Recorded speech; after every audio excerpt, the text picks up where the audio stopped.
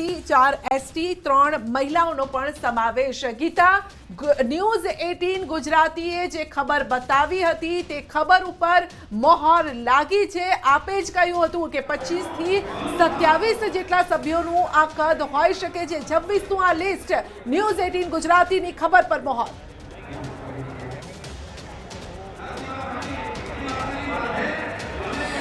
જે ન્યૂઝ 18 ગુજરાતીએ જે નામો કે કયા મંત્રીઓ રિપીટ થશે તે પ્રદર્શિત કર્યા હતા અને ઓલમોસ્ટ એ તમામ નામોનો સમાવેશ અહીંયા કરાયો છે। જે યાદી પ્રસિદ્ધ કરી હતી, જે એસટી, એસસી, ઓબીસી અને પાટીદારોના સમીકરણો રજૂ કર્યા હતા, તે સમીકરણો અનુસાર જ હાલ મંત્રીપદની વહેંચણી થઈ હોય તેવું સ્પષ્ટ જણાઈ રહ્યું છે। સૌથી વધુ સ્થાન સૌરાષ્ટ્રનું અને દક્ષિણ ગુજરાતનું દેખાઈ રહ્યું છે। 8 જેટલા મંત્રીઓ સૌરાષ્ટ્રમાંથી મળ્યા છે। જેમાં વાત કરું સૌરાષ્ટ્રના મંત્રીઓની તો 8 મંત્રીઓમાં કુંવરજી બાવળિયા, પરસોત્તમ સોલંકી જે 2 કોળી નેતાઓ છે, તે સિવાય જીતુભાઈ વાઘાણી, કાંતિ અમૃત્યા, કૌશિક વેકરિયા જેવા પાટીદાર મંત્રીઓ છે।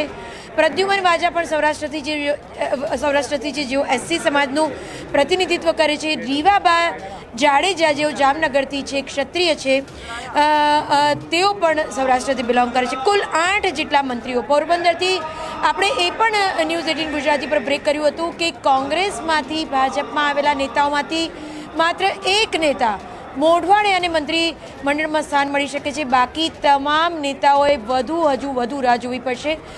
એ પણ આપણે કહ્યું હતું ને, એ શબ્દો યથાર્થ સાબિત થયા છે। માત્ર મોઢવાડિયાને નવા મંત્રીમંડળમાં સ્થાન મળ્યું છે, જેઓ કોંગ્રેસમાંથી ભાજપમાં આવ્યા હતા। બાકી જે નેતાઓ કોંગ્રેસમાંથી ભાજપમાં આવ્યા છે તે હાથ ઘસતા રહી ગયા છે, માત્ર દીવા સ્વપ્નોમાં રહી ગયા છે અને તેમના દીવા સ્વપ્નો ફરતા હજુ વધુ સમય લાગશે તેમ જણાઈ રહ્યું છે।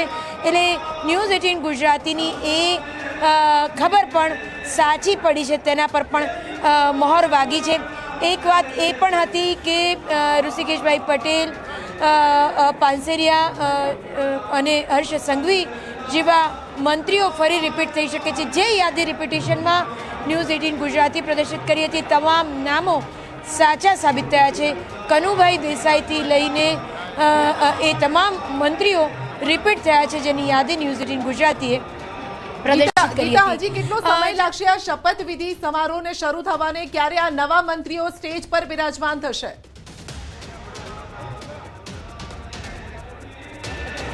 જી, રાજ્યપાલ 11:50 રાજભવનથી નીકળવાના હતા અને ત્યાંથી 10 મિનિટમાં તેઓ મહાત્મા મંદિર 12 વાગે પહોંચી જશે। રાજ્યપાલના આવ્યા બાદ એટલે ત્યાં સુધીમાં સીએમ અને જે પદનામિત મંત્રીઓ છે તે પણ આવી પહોંચે। ત્યારબાદ શપથવિધિ સમારોહની શરૂઆત થઈ શકે છે।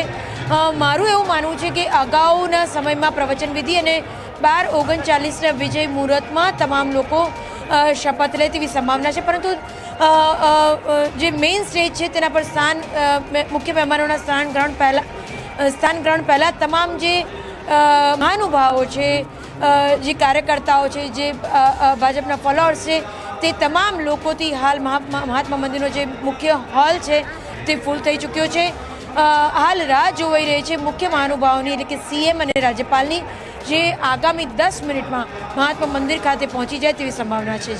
જી ગીતા, ડેપ્યુટી સીએમની જો વાત કરવામાં આવે તો તેની ફોર્મ્યુલા શું કહી રહી છે અને જો ડેપ્યુટી સીએમ હોય છે તો કયા પ્રકારનું સમીકરણ હોઈ શકે છે?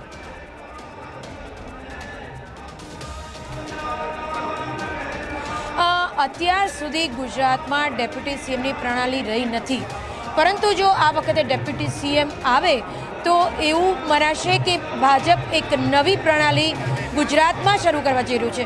નો ડાઉટ મહારાષ્ટ્રમાં એ પ્રણાલી ઓલરેડી છે, પરંતુ ગુજરાતમાં ડેપ્યુટી સીએમનો દોર, ડેપ્યુટી સીએમની પરંપરા હજુ સુધી રહી નથી। એટલે પરંતુ રાજસ્થાન અને મહારાષ્ટ્ર આ 2 જે પ્રદેશો છે તેમાં ડેપ્યુટી સીએમની પરંપરા છે।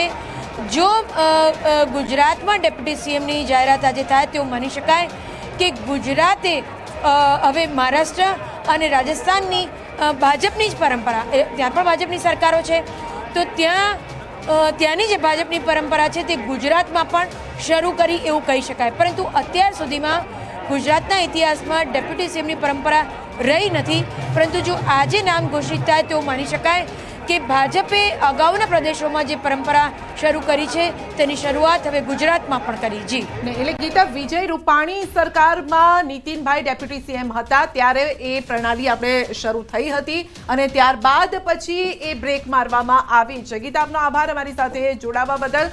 તો ત્યારબાદ હવે શું ફરી એક વખત એ ફોર્મ્યુલા લાવવામાં આવશે કે નહીં? પરંતુ અત્યાર સુધી જે, કારણ કે મોટું એક સંખ્યાબળ છે અને જો 17 સભ્યોનું મંત્રીમંડળ હોય ને ત્યારે પણ જો સુચારુ રીતે આ સરકાર ચાલી શકી હોય તો મને લાગે છે કે 26 સભ્યોનું જે આ મંત્રી મંડળ આખું છે સીએમ સહિત, તો કદાચ એ ફોર્મ્યુલા પર આગળ કામ ન કરવામાં આવે. પરંતુ જો હોય તો પછી એક ચહેરા તરીકે હર્ષ સંઘવીનું નામ સામે આવી રહ્યું છે. આ જો કે ચર્ચાઓ ચાલી રહી છે, પરંતુ આ ચર્ચાને કેટલો અવકાશ છે બસ હવે થોડી જ મિનિટોમાં એ સામે આવી જશે. કારણ કે સૌથી પહેલો ફોન જે આવ્યો હતો એ આ 6 મંત્રીઓને આવ્યો હતો જે ઓલરેડી ભૂપેન્દ્ર પટેલની સરકારમાં મંત્રી હતા અને તેમને જ આ ફોન આવીને કહેવામાં આવ્યું હતું કે તમારે શપથ લેવાના હાલ છે. મહત્વપૂર્ણ સમાચાર સામે આવી રહ્યા છે કે તમામ જે 4 જિલ્લા છે જ્યાંથી મંત્રીમંડળમાં 2 ચહેરા સામે આવ્યા છે, આણંદ અને ભાવનગરમાંથી 2 મંત્રીઓના નામ સામે આવ્યા છે. તો વાવ થરાદને પહેલા જ વર્ષે મંત્રી મળ્યા છે. અમદાવાદમાંથી સીએમ સહિત 2નો સમાવેશ થાય છે. આજે 26 નામો છે તેની વાત કરવામાં આવી રહી છે. વલસાડમાંથી 1, જ્યારે સુરતમાંથી 2 મંત્રી, તો મહેસાણા, અરવલ્લી અને ખેડામાંથી એક મંત્રી મળ્યા છે. 4 જિલ્લામાંથી જે 2 મંત્રી મળ્યા છે. પોરબંદર, જામનગરની વાત કરીએ તો ત્યાંથી એક મંત્રી મળ્યા છે. ગીર સોમનાથ, તાપીમાંથી પણ એક મંત્રી મળ્યા છે. રાજકોટ, અમરેલીમાંથી પણ આપણને એક મંત્રી મળ્યા છે. તો મોરબી, કચ્છ અને દાહોદથી પણ એક મંત્રીના જે નામ છે તે સામે આવ્યા છે. નવસારી, બનાસકાંઠામાંથી પણ એક મંત્રીનું નામ સામે આવ્યું છે. હવે થોડી જ ક્ષણોમાં શપથવિધિની શરૂઆત થશે અને તમામ જે મંત્રીઓના નામ જાહેર કરવામાં આવ્યા છે, જે 26 નામ છે સીએમ અને તેમના સિવાય જે 25 મંત્રીઓ જેમને જવાબદારી સોંપવામાં આવશે તેમના દ્વારા શપથ ગ્રહણ કરવામાં આવશે. ને તે પહેલાની આ તસવીરો કે તમામ જે નેતાઓ છે, તમામ મંત્રીઓ, તમામ ધારાસભ્યો અત્યારે મહાત્મા મંદિર ખાતે પહોંચી ચૂક્યા છે. ક્યાંક કહી ખુશી કભી ગમનો માહોલ ક્યાંક જોવા મળી રહ્યો છે, પરંતુ એ ઉત્સાહ જરૂરથી જોવા મળી રહ્યો છે કારણ કે આજે નવા ચહેરા પણ સામે આવ્યા છે. હવે સૌથી પહેલા તેના પર પણ ફરી એકવાર નજર કરી લઈએ કે જે 26 નામો આવ્યા છે તેમાં કોણ રિપીટ થયું છે, કોના પત્તા કપાયા છે અને કયા એ નવા ચહેરા સામે આવ્યા છે.